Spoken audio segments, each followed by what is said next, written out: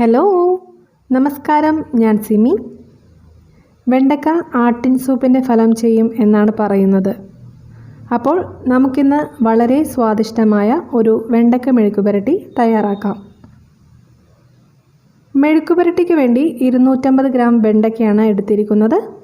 2 പച്ചമുളക്, 10 ചുമന്നുള്ളി, 1 തണ്ട് കറിവേപ്പില, വെളിച്ചെണ്ണ, ഉപ്പ്, മഞ്ഞൾപ്പൊടി, ചതയൻ മുളക്. ഇനി ഒരു ചട്ടി ചൂടാക്കി 3 ടീസ്പൂൺ വെളിച്ചെണ്ണ ഒഴിച്ചു കൊടുക്കാം. ഇപ്പോൾ വെളിച്ചെണ്ണ നന്നായി ചൂടായിട്ടുണ്ട്. ഇതിലേക്ക് 10 ചുമന്നുള്ളി നന്നായി ചതച്ചെടുത്തത് ചേർത്ത് കൊടുക്കാം. 2 പച്ചമുളക്, 1 തണ്ട് കറിവേപ്പില, 1/2 ടീസ്പൂൺ ഉപ്പ് എന്നിവ ചേർത്ത് നന്നായി വഴറ്റിയെടുക്കാം.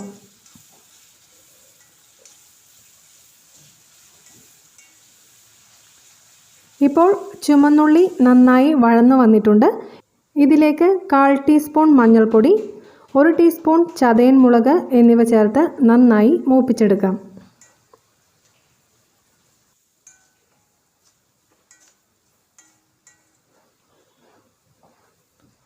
ഇപ്പോൾ മുളക് നന്നായി മൂത്ത് വന്നിട്ടുണ്ട്. ഇതിലേക്ക് ചെറുതായി അരിഞ്ഞെടുത്ത വെണ്ടക്ക ചേർത്ത് നന്നായി യോജിപ്പിച്ചെടുക്കാം. ഞാനിപ്പോൾ മെഴുക്കുപുരട്ടി തയ്യാറാക്കുന്നതിന് വേണ്ടി 1 ടീസ്പൂൺ ചതയൻ മുളകാണ് ഉപയോഗിച്ചിരിക്കുന്നത്. അപ്പോൾ ചതയൻ മുളകിനോട് താല്പര്യമില്ലാത്തവർക്ക് കുരുമുളക് പൊടി ചേർത്ത് കൊടുത്താൽ മതിയാവും. മുളക് ഓരോരുത്തരുടെയും താല്പര്യത്തിനനുസരിച്ച് അഡ്ജസ്റ്റ് ചെയ്തോളൂ. ഇനി 10 മിനിറ്റ് ചെറിയ തീയിൽ മൂടി വെക്കാം.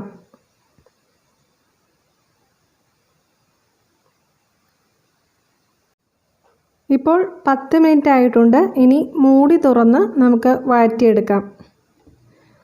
വെണ്ടക്ക ഒന്ന് വാടി കിട്ടിയിട്ടുണ്ട്. ഇനി 10 മിനിറ്റ് തുറന്ന് വെച്ച് ചെറിയ തീയിൽ തന്നെ നന്നായി ഇളക്കി ഡ്രൈ ആക്കിയെടുക്കാം. അപ്പോൾ വെണ്ടക്ക മെഴുക്കുപുരട്ടി സിമ്പിളല്ലേ? വെണ്ടക്ക മെഴുക്കുപുരട്ടി എല്ലാവർക്കും ഉണ്ടാക്കാൻ അറിയാം. പക്ഷേ ഈ രീതിയിലല്ല ഉണ്ടാക്കുന്നതെങ്കിൽ ഇങ്ങനെ ഒന്ന് തയ്യാറാക്കി നോക്കണം കേട്ടോ. ഇപ്പോൾ വെണ്ടക്ക നന്നായി ഡ്രൈ ആയിട്ടുണ്ട്. നമ്മുടെ സ്വാദിഷ്ടമായ വെണ്ടക്ക മെഴുക്കുപുരട്ടി റെഡി.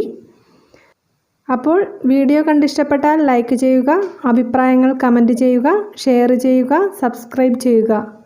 അപ്പോൾ അടുത്ത വീഡിയോയിൽ കാണുന്നത് വരെ നന്ദി, നമസ്കാരം. Thank you.